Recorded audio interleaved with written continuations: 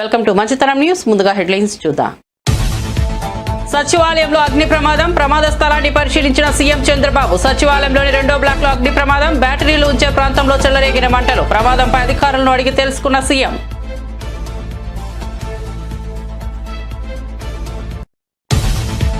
Pharmacy విద్యార్థిని నాగాంజలి ఆత్మహత్య దురదృష్టకరమన్న Pawan Kalyan. Pharmacy విద్యార్థిని కుటుంబానికి ప్రభుత్వం అండగా ఉంటుందని వెల్లడి. ఆత్మహత్య కారకుడిపై చట్ట ప్రకారం చర్యలు ఉంటాయి. నాగాంజలి సూసైడ్ నోట్ మేరకు ఇప్పటికే ఆసుపత్రి. AGM Deepak arrest. పాలనలో రేవంత్ రెడ్డి పూర్తిగా విఫలమయ్యారన్న హరీష్ రావు. మూగజీవాలు కూడా రేవంత్ రెడ్డిని క్షమించవని వెల్లడి. హైడ్రాతో విధ్వంసం చేసి పేదల జీవితాలను నాశనం చేశారని వెల్లడి. సీఎం రేవంత్ రెడ్డి వానాకాలం రైతు బంధు ఎగ్గొట్టారని వ్యాఖ్య. ఎమ్మెల్సీ అభ్యర్థిగా గౌతమ్ రావు. కిషన్ రెడ్డిపై రాజా సింగ్ తీవ్ర ఆగ్రహం. మీ పార్లమెంట్ నియోజకవర్గానికి పోస్టులు ఇస్తారా అని ప్రశ్న. హైదరాబాద్ లో ఇంకా అభ్యర్థులే లేరా అని నిలదీత. గులాంబరీ చేసే వారికి పోస్టులు టికెట్ ఇవ్వడం ఏంటని నిలదీత.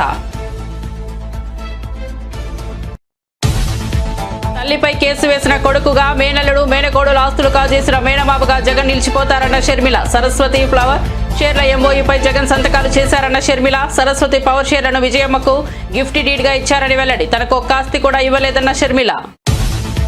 10 నెలల్లోనే ఇళ్ల పట్టాల హామీ నిలబెట్టుకున్నారన్న నారా లోకేష్. నన్ను గెలిపించిన మంగళగిరి ప్రజలను గుండెల్లో పెట్టుకుంటానన్న మంత్రి. నియోజకవర్గ ప్రజల కోసం 26 సంక్షేమ అభివృద్ధి కార్యక్రమాలు చేపట్టినట్లు వెల్లడి.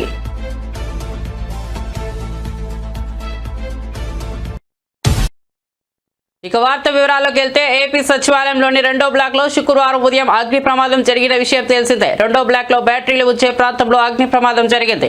సమాచారం అందుకున్న అగ్నిమాపక సిబ్బంది వెంటనే ప్రమాద స్థలికి చేరుకుని మంటలను అదుపులోకి తెచ్చారు. అయితే ప్రమాదం జరిగిన ప్రదేశాన్ని సీఎం చంద్రబాబు నాయుడు పరిశీలించారు. అగ్ని ప్రమాదం ఎలా జరిగిందనే విషయాన్ని అడిగి తెలుసుకున్నారు. ఈ ప్రమాదానికి గల కారణాలను ముఖ్యమంత్రికి CS Vijayanand, DGP Harish Kumar Gupta, GAD secretary Mukesh Kumar Meena, fire DG Madireddy Pratap వివరించారు. ఈ సందర్భంగా ప్రమాదం ద్వారా జరిగిన ఆస్తి నష్టంపై అధికారుల వద్ద సీఎం ఆరా తీసినట్టు తెలుస్తోంది. రాజమహేంద్రవరంలో ఫార్మసీ విద్యార్థిని నాగాంజలి మరణం దురదృష్టకరమని డిప్యూటీ సీఎం పవన్ కళ్యాణ్.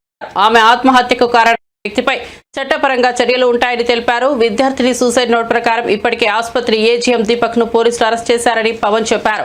రాష్ట్రంలోని విద్యార్థినులు, మహిళల రక్షణ కోసం ప్రభుత్వం చర్యలు తీసుకుంటోందని తెలిపారు. మరణానికి పాల్పడిన విద్యార్థిని నాగాంజలి కుటుంబానికి ప్రభుత్వం అండగా ఉంటుందన్నారు. తెలంగాణ ముఖ్యమంత్రి రేవంత్ రెడ్డి పాలనపై మాజీ మంత్రి హరీష్ రావు తీవ్ర విమర్శలు చేశారు. పాలనలో రేవంత్ రెడ్డి పూర్తిగా విఫలమయ్యారని, హైడ్రా యంత్రాలతో పేదల ఇళ్లు కూల్చి వారి జీవితాలను నాశనం చేసిన విధానాన్ని హరీష్ రావు తీవ్రంగా తప్పుపట్టారు. వానాకాలం రైతు బంధు నిధులను ఎగ్గొట్టి రైతులకు తగిన న్యాయం చేయకపోవడం అత్యంత బాధాకరమని పేర్కొన్నారు. ఈ విధంగా రైతులను, పేదల జీవితాలను తుంచేసిన పాలనను మూగజీవాలు కూడా క్షమించవని ఆవేదన వ్యక్తం చేశారు. ప్రజల సమస్యలపై స్పందించకుండా మాటలు, మోసాలతో నడుస్తున్న పాలన ఎక్కువ రోజులు నిలవదని హెచ్చరించారు. కేంద్ర మంత్రి కిషన్ రెడ్డిపై బీజేపీ నేత గోషామహల్ శాసనసభ్యుడు రాజా సింగ్ ఆగ్రహం వ్యక్తం చేశారు. బీజేపీ స్థానిక సంస్థల ఎమ్మెల్సీ అభ్యర్థిగా గౌతమ్ రావును ప్రకటించడంపై ఆయన అసంతృప్తి వ్యక్తం చేశారు. మీ పార్లమెంట్ నియోజకవర్గానికి పదవులు ఇస్తారా అని కిషన్ రెడ్డి హైదరాబాద్ లో ఇంకా బీజేపీ అభ్యర్థులే లేరా అని నిలదీశారు. అధిష్టానానికి సీనియర్ నాయకులు, కార్యకర్తలు ఎందుకో కనిపించడం లేదని ప్రశ్నించారు. మీకు గులాంబరీ చేసేవారికే పదవులు, టికెట్లు ఇవ్వడమేంటని నిలదీశారు. మిగతా నేతలను పక్కన పెడుతున్నారని ఆరోపించారు. కాగా హైదరాబాద్ స్థానిక సంస్థల ఎమ్మెల్సీ అభ్యర్థిగా గౌతమ్ రావును అధిష్టానం ప్రకటించింది. మే 1వ తేదీతో ఎమ్మెల్సీ ప్రభాకర్ రావు పదవీ కాలం ముగియనుంది. దీంతో ఈ స్థానానికి ఏప్రిల్ 23న పోలింగ్, 25న ఓట్ల లెక్కింపు నిర్వహించనున్నారు. తన సోదరుడు వైసీపీ అధినేత జగన్ పై ఏపీ కాంగ్రెస్ చీఫ్ షర్మిల మరోసారి తీవ్ర వ్యాఖ్యలు చేశారు. సరస్వతి పవర్ షేర్ల ఎంఓయూపై జగన్ స్వయంగా సంతకాలు చేశారని చెప్పారు. ఇప్పటి వరకు ఒక్క ఆస్తి కూడా తనకు జగన్ ఇవ్వలేదని తెలిపారు. తమ తల్లి విజయమ్మకు సరస్వతి పవర్ షేర్లను జగన్ గిఫ్ట్ డీడ్ కింద ఇచ్చారని, ఇచ్చిన షేర్లు మళ్లీ తనకే కావాలని పట్టుబడుతున్నారని మండిపడ్డారు. విజయవాడలో మీడియాతో మాట్లాడుతూ ఆమె వ్యాఖ్యలు చేశారు. కన్న తల్లిపై కేసు వేసిన కొడుకుగా, మేనల్లుడు మేనకోడుల ఆస్తులు కాజేసిన మేనమామగా జగన్ చరిత్రలో నిలిచిపోతారని అన్నారు.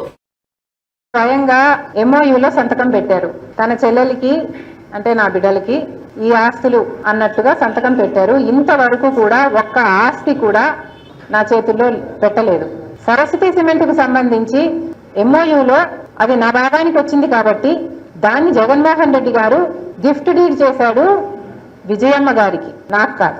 గిఫ్ట్ ఇచ్చేశాక షేర్స్ ని ఇప్పుడు జగన్మోహన్ రెడ్డి గారు తల్లి మీదనే కేసు వేసి ఇచ్చిన షేర్లని నాకు మళ్ళీ వెనక్కి కావాలి అని అడుగుతున్నారు. ఇది జగన్మోహన్ రెడ్డి గారు ఆయన తల్లికి చేస్తున్న మోసం. జగన్మోహన్ రెడ్డి గారు నన్ను ఎఫెక్ట్ చేసే స్థాయి దాటిపోయారు.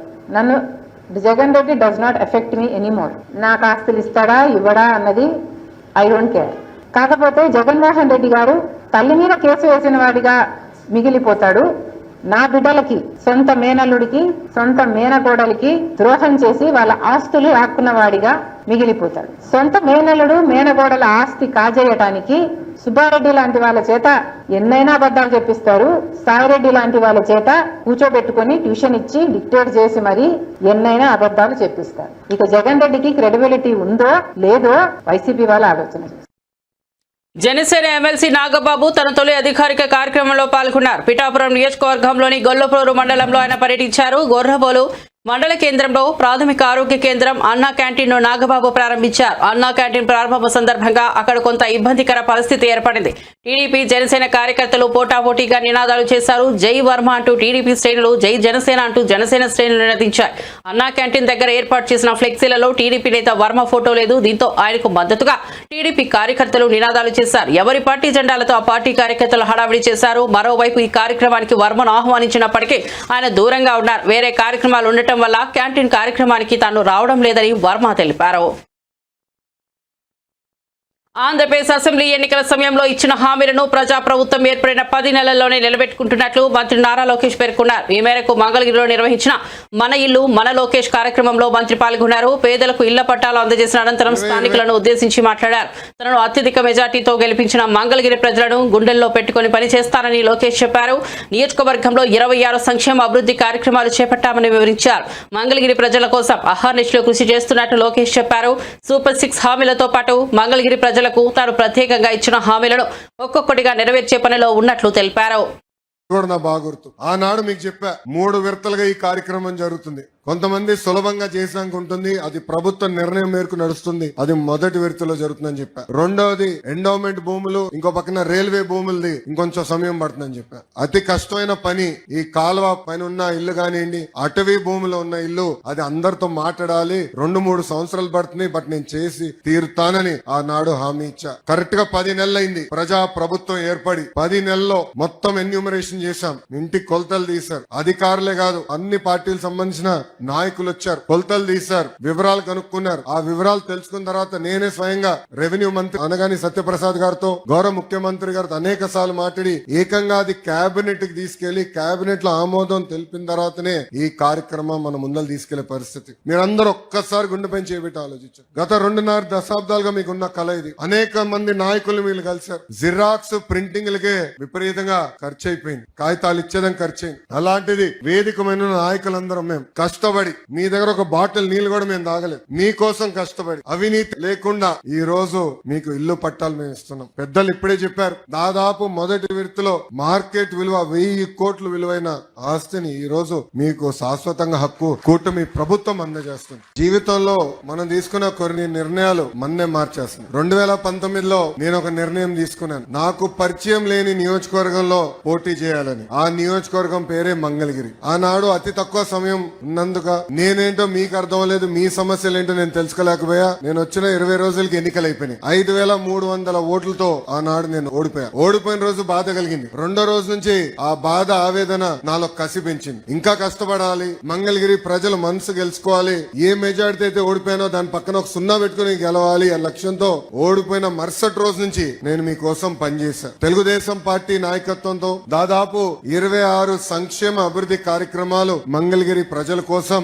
మేము చేస్తాం జరిగింది. మీకు ఆరోగ్యం బాగాలేకపోతే ఎన్టీఆర్ సంజీవిని పేరుతో మంగళగిరిలో ఒక క్లినిక్, తాడేపల్లిలో క్లినిక్, దుగ్గిరాలకు ఒక మొబైల్ క్లినిక్ పెట్టి ఉచితంగా చికిత్స కాదు మందులు కూడా ఈ రోజు కూడా మేము ఇస్తున్నాం. ఎక్కడన్నా నీటి సమస్య ఉంటే వాటర్ ట్యాంకర్లు పెట్టి నీళ్లు తోలాం. పిల్లలకి బాగా చదువుకున్నారు, ఉద్యోగాలు ఉపాధి కావాలంటే వాళ్ళకి స్కిల్ డెవలప్మెంట్ కూడా ఆనాడు మేము చేశాం. ఇంకా ఇంట్లో పెళ్లి జరిగితే నేను రాలేకపోతే స్వయంగా బట్టలు కూడా పెడతాం జరిగింది. నిరుపేద కుటుంబాలు సొంత కాలుపై నిలబడాలన్న ఆలోచనతో తోపుడు బండ్లు ఇచ్చాం. మహిళలకి ఆర్థిక స్వాతంత్రం రావాలని కుట్టు మెషినే కాదు ట్రైనింగ్ మరి ఇచ్చి కుట్టు మెషిన్ అందజేసి ఈ రోజు వాళ్ళ పని కూడా మేము కల్పిస్తున్నాం. కోవిడ్ వస్తే ప్రభుత్వం అని మర్చిపోయింది కానీ ఆనాడు నేను మర్చిపోలేదు. ఆక్సిజన్ గాని మందులు గాని అమెరికా డాక్టర్ల ద్వారా ఆన్లైన్ లో చికిత్స కూడా అందజేశాం. అవసరమైన మందులు ఇచ్చాం. ఇట్లా 26 సంక్షేమ అభివృద్ధి కార్యక్రమాలు మంగళగిరి ప్రజలకి నేను చేశాను. అది మీరు చూసి మొన్న జరిగిన ఎన్నికల్లో వైఎస్ఆర్ కాంగ్రెస్ పార్టీ నేత మాజీ ఎమ్మెల్యే తోపుదుర్తి ప్రకాష్ రెడ్డి సంచలన వ్యాఖ్యలు చేశారు. త్వరలోనే వైఎస్ఆర్ కాంగ్రెస్ పార్టీ తిరిగి అధికారంలోకి వస్తుందని, అప్పుడే ప్రస్తుతం జరుగుతున్న ప్రతి దుర్మార్గానికి చట్టబద్ధంగా సమాధానం ఇస్తామని హెచ్చరించారు. జగన్మోహన్ రెడ్డి పాపిరెడ్డిపల్లికి వస్తారు, అప్పుడే ప్రజలు మీ చేసిన దుర్మార్గాలను ఆయనకు తెలియజేస్తారని పేర్కొన్నారు. సునీతమ్మ బెదిరింపులకు తలొగ్గే వాళ్ళు మేము కాదని, జగన్మోహన్ రెడ్డికి ఆట్లాడే అర్హత సునీతమ్మ కుటుంబానికి లేదని ఘాటుగా స్పందించారు. ప్రజల మద్దతుతో వైఎస్ఆర్సీపీ మళ్లీ తిరిగి అధికారంలోకి వస్తుందన్నారు. మీ ప్రభుత్వం ఉన్న రోజులు కూడా కొనసాగించవచ్చు, కానీ రేపన్నది మాదే. తప్పనిసరిగా 27లోనో 28లోనో 29లోనో మళ్ళీ మా ప్రభుత్వం వస్తుంది, మా జగనన్న ముఖ్యమంత్రి అవుతారు. మీరు చేసిన ప్రతి ఒక్క దుర్మార్గాలకు కూడా లెక్క కట్టి ఆ రోజు తగిన సమాధానం చట్టబద్ధంగా తెలియజేయడం జరుగుతుంది. కాబట్టి ఇప్పటికైనా నీ పద్ధతులు మానుకో. నువ్వు ఎవరిని బెదిరించాలనుకుంటున్నావు? నేను అనుకుంటే ఎంపీపీ కాలేనా, నేను అనుకుంటే ప్రకాష్ రెడ్డి తిరుగుతాడా, ఇంకొకటి మాటలు ఇవన్నీ మానుకో. ఇంకా నీకు అది పోలే, అదేదో చిన్న పులుపు చావలే, అవి మానుకో. ప్రజాస్వామ్యంలో నువ్వు కూడా ప్రజలు ఓట్లేసి గెలిచి నువ్వు ఎమ్మెల్యే అయినావంతే. నీ ఎంతగా నువ్వు ఎమ్మెల్యే కావు. ప్రజలు నిన్ను నమ్మి ఓట్లేసినాక నేను ప్రజలకు మంచి చేయాలనే ఆలోచనతో నువ్వు మాట్లాడు. నువ్వు బెదిరించేటట్ల మాటలు ఇంకోటి మాటలు మాట్లాడితే ఎవరు బెదిరే వాళ్ళు ఎవరు లేరు. ప్రజలు మిమ్మల్ని తరిమి కొట్టే రోజులు రాకుండా ఇకనైనా చూసుకో. జగన్మోహన్ రెడ్డి గారి కాలి గోటికి కూడా నువ్వు పనికిరావు. జగన్మోహన్ రెడ్డి గారు మహోన్నతమైనటువంటి వ్యక్తిత్వం కలిగిన నాయకుడు. ఆయన పేదల పట్ల, రైతుల పట్ల, మహిళల పట్ల, విద్యార్థుల పట్ల అపారమైన ప్రేమ కలిగి వారికి సంక్షేమ పథకాల ద్వారా వారి కుటుంబాలను నిలబెట్టిన నాయకుడు. కోట్లాది మంది గుండెల్లో కొలువున్నటువంటి నాయకుడు. జగన్మోహన్ రెడ్డి గురించి మాట్లాడేటువంటి అర్హత నీకి కానీ, నీ కుమారునికి కానీ, నీ కుటుంబానికి కానీ ఎవరికి లేదు. మీరు నోటికి వచ్చినటువంటి అబద్ధాలు చెప్పి అధికారం లేకొచ్చి ఈరోజు ఏ ప్రజలైతే మిమ్మల్ని గెలిపించినారో వారి ఆస్తుల మీద మీరు కన్ను వేసి వారి ఇళ్లను కూలుస్తా, ఈరోజు రైతాంగాన్ని నడ్డి వీరుస్తా, అంద్రినీవా కాలువ లైనింగ్ కాంట్రాక్టు కమిషన్లను కొట్టి ఈరోజు రాప్తాడు నియోజకవర్గంలో కనీసం 1,00,000 ఎకరాలు బీళ్లుగా మారేటువంటి పరిస్థితిని తీసుకొని వచ్చి మీరు గత 10 నెలలుగా ఎన్నో అరాచకాలు చేసి, ఎన్నో దోపిడీలు చేసి, టమాటా రైతుల దగ్గర నుండి కూడా కమిషన్లు వసూలు చేసి మీరు చేస్తున్న అరాచకాలన్నీ ప్రజలకు తెలిసిపోయినాయి. ఇప్పుడు నువ్వేం చెప్పినా ఎవరు నమ్మే పరిస్థితి లేదు. అయిపోయింది. మొన్న లింగమయ్య హత్యతో నీ చాప్టర్ క్లోజ్ అయిపోయింది. నువ్వు భవిష్యత్తులో ఎప్పుడు కూడా శాసనసభలో అడుగుపెట్టేటువంటి పరిస్థితి కూడా ఉండదు. ఈసారి ముస్లిం మైనార్టీలను ఎన్నికల్లో వాడుకొని గెలిచిన తర్వాత వారికి హాని చేసే విధంగా వ్యవహరిస్తున్నారని మాజీ మంత్రి బాపట్ల వైఎస్ఆర్సీపీ జిల్లా అధ్యక్షుడు మేరుగా నాగార్జున తీవ్రంగా ఆరోపించారు. ఎన్టీ రామారావుకు వెన్నుపోటు పెట్టిన చంద్రబాబు ఇప్పుడు వక్ఫ్ బోర్డు విషయంలో ముస్లింలు రగిలిపోవాలనేలా మోసం చేస్తున్నారని విమర్శించారు. P4 పథకం కూడా ప్రజలను మభ్యపెట్టేందుకు రూపొందించిన అబద్ధపు ముసుగేనని తెలిపారు. వాస్తవంగా ముస్లింల హక్కులను పరిరక్షించేది వైఎస్ఆర్ కాంగ్రెస్ పార్టీ మాత్రమేనని స్పష్టం చేశారు. చంద్రబాబు పాలన అబద్ధాల ఆధారంగా సాగుతోందని, ముస్లిం సమాజం చంద్రబాబును ఎప్పటికీ క్షమించదని హెచ్చరించారు. ఎన్టీ రామారావు గారి వెన్నుపోటు దగ్గర నుంచి మొన్నటి అప్పులకు సంబంధించిన అబద్ధాల దాకా ఈరోజు ప్రజలను మోసం చేస్తున్న P4 కార్యక్రమం వరకు అన్ని అబద్ధాలే. ఉదాహరణకి అప్పులకు సంబంధించి ఎన్నికలకు ముందు 14 లక్షల కోట్ల రూపాయల అప్పులున్నాయని చెప్పాడు ప్రచారంలో. ఇప్పుడేమో 10 లక్షల కోట్ల అప్పులున్నాయని చెప్తా ఉన్నాడు. ఆధారాలు చూపేవంటే నో అంటాడు. చివరికి మీరు ప్రవేశపెట్టిన బడ్జెట్లో కేంద్ర ప్రభుత్వం సాక్షాత్తు చెప్పింది 5,62 కోట్ల రూపాయలు అప్పులున్నాయని చెప్తే మీరేమో అప్పులు అనుకుంటా అప్పుల మీదే బ్రతకాలని చూస్తూ ఉన్నారు. ఇకపోతే రెండవది P4కి సంబంధించి సమాజంలో 20% పేదలు, వాళ్ళకి సంబంధించి 10% బాగా సంపన్నులు ఉన్నారు, వారికి అప్పగిస్తానని చెప్తా ఉన్నాడు. ఈ P4 ఏంటో, ఈ పేదరికం ఏంటో, ఈ సంపన్నులేంటో, అసలు ఎంతమంది ప్రజానీకం ఉన్నారో, ఎంత పేదవారు ఉన్నారో, ఎంతమంది ఇన్కమ్ ట్యాక్స్ కడతా ఉన్నారో ఇప్పటికైనా ప్రజలకు అర్థమయ్యేటట్టు చెప్పండి చంద్రబాబు నాయుడు గారు. ఎందుకు ఈ రాష్ట్రంలో 1,61,00,000 కుటుంబాలు ఉంటే దాంట్లో తెల్ల రేషన్ కార్డులు ఉన్నవాళ్ళు 1,41,00,000 కుటుంబాలు. అంటే 90% పేదవారే. ఇన్కమ్ ట్యాక్స్ కడుతుంది ఎంతమందో తెలుసా?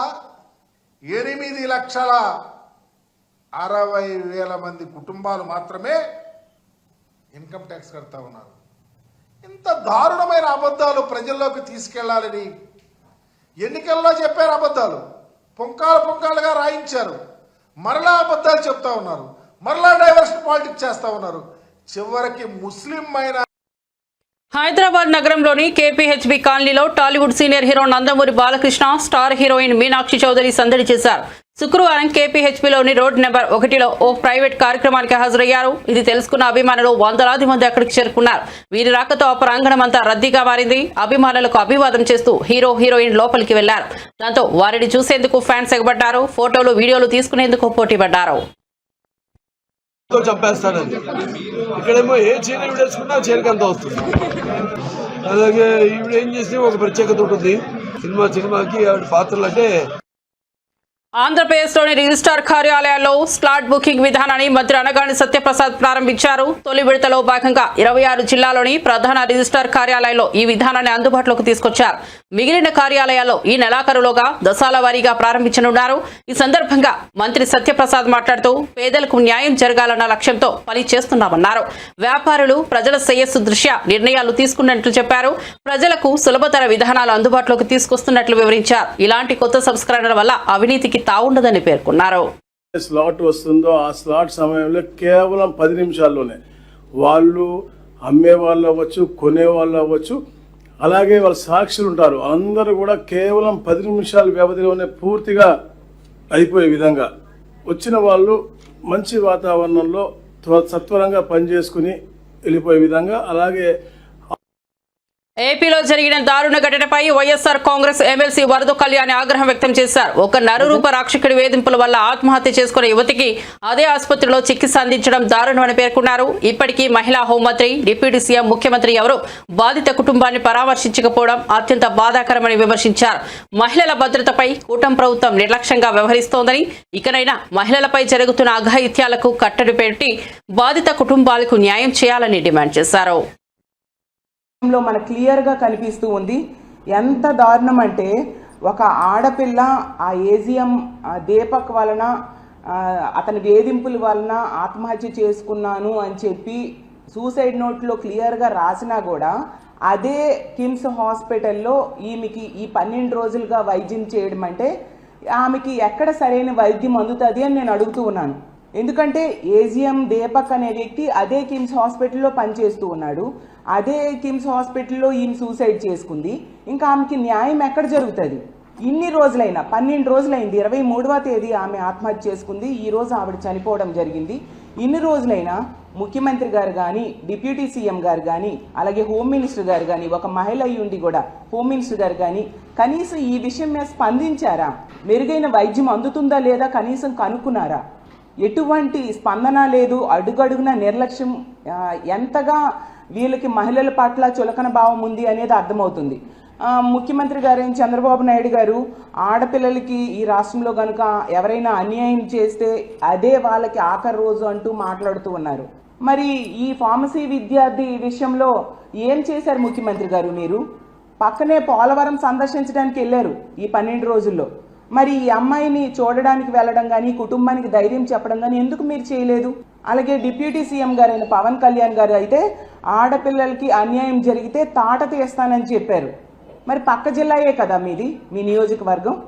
మరి రాజమండ్రిలో ఈ అమ్మాయికి ఎంత అన్యాయం జరిగితే ఆమె లెటర్లో ఎంత దారుణంగా అతను వేధించాడు అనేది అంత చక్కగా ఆమె రాసిపెట్టి చనిపోతే మరి మీరు ఎక్కడ ఆ దీపక్ తాట తీశారు?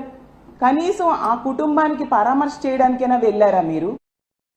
తిరుమల కొండపై అక్రమాలు జరుగుతున్నా పవన్ కళ్యాణ్ మౌనంగా ఉండటం బాధాకరమని టీటీడీ మాజీ చైర్మన్ భూమన కరుణాకర్ రెడ్డి తీవ్రంగా విమర్శించారు. సనాతనిని నేను అంటూ చెప్పే పవన్ కళ్యాణ్ తిరుమలలో జరుగుతున్న మద్యం, గంజాయి లాంటి అక్రమాలపై ఎందుకు నోరు మెదపడం లేదని ప్రశ్నించారు. సిమ్స్ ఆసుపత్రిని పాలక మండలి నిర్వీర్యం చేస్తోందని ఆరోపించారు. ఇతర మతస్థులు హిందూ మతంలోకి మారేందుకు తిరుమలలో వేదిక ఏర్పాటు చేయాలనే నిర్ణయం తమ ప్రభుత్వమే తీసుకొచ్చిందని గుర్తు చేశారు. అప్పట్లో ఆ నిర్ణయాన్ని విమర్శించిన పవన్ కళ్యాణ్ ఇప్పుడు మౌనంగా ఉండటం శోచనీయమన్నారు. తిరుమల పవిత్రతను కాపాడడంలో కూటమి ప్రభుత్వం విఫలమైందని ధ్వజమెత్తారు. స్విమ్స్ హాస్పిటల్ ని ఈ పాలక మండలి నిర్వీర్యం చేస్తోంది. దాని మీద మీరు సమీక్ష చేశారా ముఖ్యమంత్రి గారు? మేము ఆ తిరుమల స్విమ్స్ హాస్పిటల్ యొక్క అభ్యున్నతిని కోరి, ఇది రాయలసీమలో ఉన్నటువంటి రోగులకందరికీ కూడా మోక్షదాయిని, ప్రాణదాయిని ఇలాంటి హాస్పిటల్ ని మనం పరిరక్షించుకోవాలా, సామాన్యులకు ఇది అందుబాటులో ఉంచాలానని మేము దాన్ని పెద్ద ఎత్తున విస్తరణ కార్యక్రమాలు చేపడితే మీరు దానిని మా మీద ఆరోపణలు మోపి ఆ నిధులన్నింటినీ కూడా రాకుండా చేసేటువంటి ప్రయత్నం చేస్తున్నారు అన్నది నిజం కాదా? ఎక్కడ ఏ విషయంలో మీ పాలనలో ప్రక్షాళన జరిగింది? చివరకు రియల్ ఎస్టేట్ వెంచర్లలో వెంకటేశ్వర స్వామిని ప్రమోటర్ గా టీటీడీ ఆలయాలు కడతామని సాక్షాత్తు ముఖ్యమంత్రి గారే మాట్లాడుతున్నారు అని అంటే ఎలా మీ పాలన ఉంది?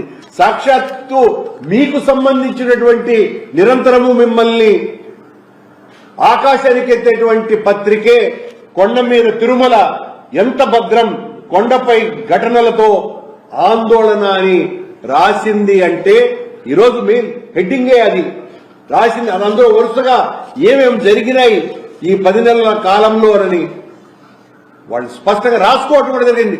అంటే మీ పాలన అంతా కూడా డొల్లా, మీ ప్రక్షాళన డొల్లా, మీరు మాటలు మాట్లాడడమే తప్ప చేతలలో ఏ రకమైనటువంటి అభ్యుదయము లేదు, సుపరిపాలన లేదు, కొండను ఏ రకంగానూ మీరు ప్రక్షాళన చేయటం లేదు. వక్ఫ్ సవరణ బిల్లుకు వ్యతిరేకంగా పార్లమెంట్లో గలమెత్తిన పార్టీ వైఎస్ఆర్సీపీ ఒకటేనని మాజీ ఎమ్మెల్యే మహ్మద్ అబ్దుల్ హఫీజ్ ఖాన్ స్పష్టం చేశారు. మైనార్టీల హక్కులను పరిరక్షించేందుకు వైఎస్ జగన్ ఇచ్చిన మాటకు కట్టుబడి ఎంపీలో లోక్సభ, రాజ్యసభలో వ్యతిరేకంగా మాట్లాడారని గుర్తు చేశారు. ఎన్నికల సమయంలో మైనార్టీలకు మద్దతు అంటూ టీడీపీ, జనసేన నాయకులు రాజీనామా చేస్తామన్న మాటలు ఇప్పుడు పార్లమెంట్లో బిల్లుకు మద్దతు ఇచ్చిన తీరుతో తుడిచిపెట్టుకుపోయాయని విమర్శించారు. పైగా వైఎస్ఆర్సీపీపై దుష్ప్రచారం చేయడం సిగ్గుచేటని అభిప్రాయపడ్డారు. అని చెప్పడం జరిగింది. ఈరోజు ఎన్ని కష్టాలున్నా, ఎన్ని ఇబ్బందులున్నా, ఎలాంటి వాతావరణం ఉన్నా, రాజకీయ వాతావరణం ఉన్నా, ఇబ్బందులకు గురి చేసే రాజకీయ వాతావరణం ఉన్నా, నేను ఏదైతే మాట ఇచ్చినానో ఆ మాటకి నిలబడి ఉంటానని చెప్పి లోక్సభలో వ్యతిరేకంగా ఓటు వేయడం జరిగింది, రాజ్యసభలో వ్యతిరేకంగా ఓటు వేయడం జరిగింది. కానీ తెలుగుదేశం పార్టీ ఎమ్మెల్యేలు, ఎంపీలు కూడా ఇదే మాట చెప్పడం జరిగింది. ఎక్కడి వరకు చెప్పారంటే ముస్లిం మైనార్టీలకు సంబంధించిన ఏ వ్యతిరేకమైన బిల్లు తీసుకొని వస్తే మేము అసలు రాజీనామాలు చేస్తామని కూడా చెప్పడం జరిగింది ఎంతో మంది ఎమ్మెల్యేలు, ఎంపీలు. చంద్రబాబు నాయుడు గారు అయితే 600 అయిపోయినా ఏమన్నా కానీ నేను మాత్రం మీకు అండగా నిలబడతానని చెప్పడం జరిగింది. అంతేకాదు వారం 10 రోజుల క్రితము ఇఫ్తార్ పార్టీలో కూడా అదే మాట చెప్పడం జరిగింది. కానీ ఏం చేశారు? లోక్సభలో ఏం చేశారు? రాజ్యసభలో ఏం చేశారు? It's a black day in the politics. ఈ రైట్ టు ఈక్వాలిటీ కానీ, right to freedom of religion కి కానీ అణిచివేసి అన్కాన్స్టిట్యూషనల్ బిల్ తీసుకొని వస్తే ఆ అన్కాన్స్టిట్యూషనల్ బిల్ ని సపోర్ట్ చేసిన మనిషి ఈరోజు చంద్రబాబు నాయుడు గారు, తెలుగుదేశం పార్టీ. మళ్ళీ దానికి డైవర్ట్ చేసుకోవడానికి ఏ మనిషి అయితే ఈరోజు మైనార్టీల కోసమో నిలబడుతున్నాడో ఆ మనిషి పైన కూడా దుష్ప్రచారం చేయాలని చెప్పి జగన్మోహన్ రెడ్డి గారి పైన, వైఎస్ఆర్ కాంగ్రెస్ పార్టీ పైన తెరలేపింది తెలుగుదేశం పార్టీ. మేము విప్పు జారీ చేయలేదు, మా ఎంపీలు పోలేదు, మా ఎంపీలు ఓటు వేయలేదు. అరే బాబు, లోక్సభలో గాని రాజ్యసభలో గాని మా ఫ్లోర్ లీడర్స్ నిలబడి మరి మేము ఎందుకు వ్యతిరేకిస్తున్నామని చెప్పి క్లియారిటీగా చెప్పడం జరిగింది. విప్పు జారీ చేయలేదని చెప్తున్నారు కదా, మీరు చూసుకోండి. రాజ్యసభలో విప్పు జారీ చేయలేదా? రాజ్యసభలో విప్పు జారీ చేసినాం, మీకు ఓటు అగేన్స్ట్ చేసినాం.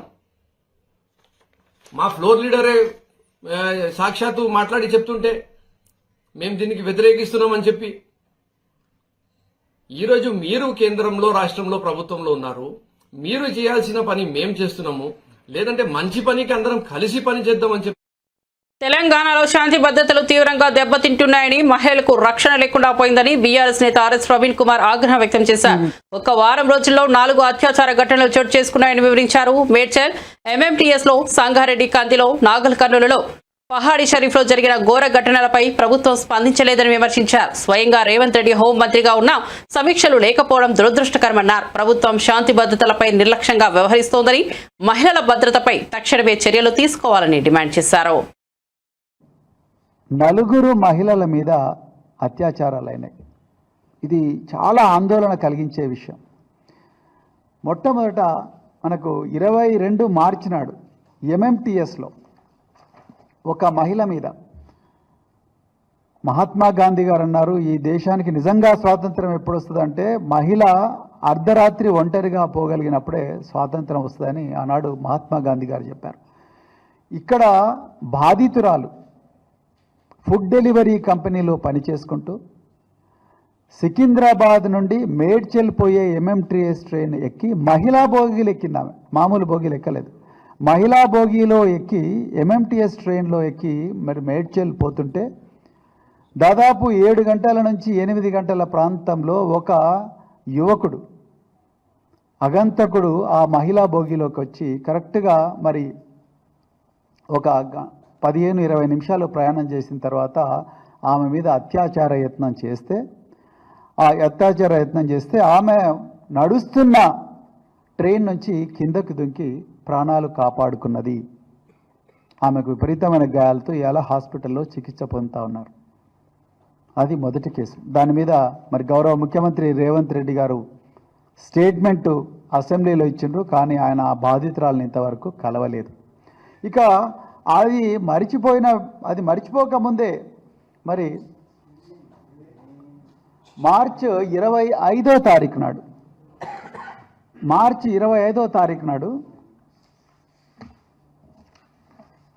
సంగారెడ్డిలో భర్తను కొట్టి ఉదయం 4 గంటలకు కంది మండలంలో తిలోత్తమ్ గార్డెన్స్ దగ్గర అధికారం లేకపోయినప్పుడు హైదరాబాద్ సెంట్రల్ యూనివర్సిటీ చుట్టూ చక్కర్లు కొట్టిన రాహుల్ గాంధీ ఈ రోజు విద్యార్థులను కాంగ్రెస్ ప్రభుత్వం నిర్దాక్షిణ్యంగా దాడులు చేసి నిర్బంధిస్తున్నా ఎందుకు స్పందించడం లేదని ప్రశ్నించారు. మెదక్ బీజేపీ ఎంపీ మాధవనేని రఘునందన్ రావు విద్యార్థుల హక్కులు, స్వేచ్ఛలపై జరుగుతున్న దాడులపై ఒక్క మాట కూడా మాట్లాడకపోవడం దుర్మార్గమని విమర్శించారు. రాహుల్ గాంధీకి విద్యార్థులపై ప్రేమ నిజమైతే ఇప్పటి అఘాయిత్యాలపై స్పందించాల్సిన అవసరం ఉందన్నారు. ప్రభుత్వ తీరును తీవ్రంగా ఖండించిన ఆయన ప్రజాస్వామ్య విలువలను కాపాడేందుకు బీజేపీ విద్యార్థుల పక్షాన నిలుస్తోందన్నారు. దేశ ప్రజలు వరుసగా 3 సార్లు మోడీ నేతృత్వంలోని బీజేపీ ప్రభుత్వాన్ని ఎన్నుకున్నారని, భవిష్యత్తులో వచ్చే 3 పర్యాయాల్లో కూడా బీజేపీదే అధికారంలోకి వస్తుందని కేంద్ర హోంశాఖ మంత్రి అమిత్ షా ధీమా వ్యక్తం చేశారు. వక్ఫ్ బిల్లు వివాదం నేపథ్యంలో ఆయన స్పష్టం చేస్తూ వక్ఫ్ అనేది సంస్థ మతపరమైనది, కానీ వక్ఫ్ బోర్డు మరియు వక్ఫ్ కౌన్సిల్లో ముస్లిమేతరులు సభ్యులుగా ఉండవచ్చని తెలిపారు. అయితే వారి పాత్ర మతపరమైన జోక్యం కాదని, విరాళంగా ఇచ్చిన ఆస్తులు ఉద్దేశించిన ప్రయోజనాలను ఉపయోగపడేలా చూడడం మాత్రమేనని పేర్కొన్నారు.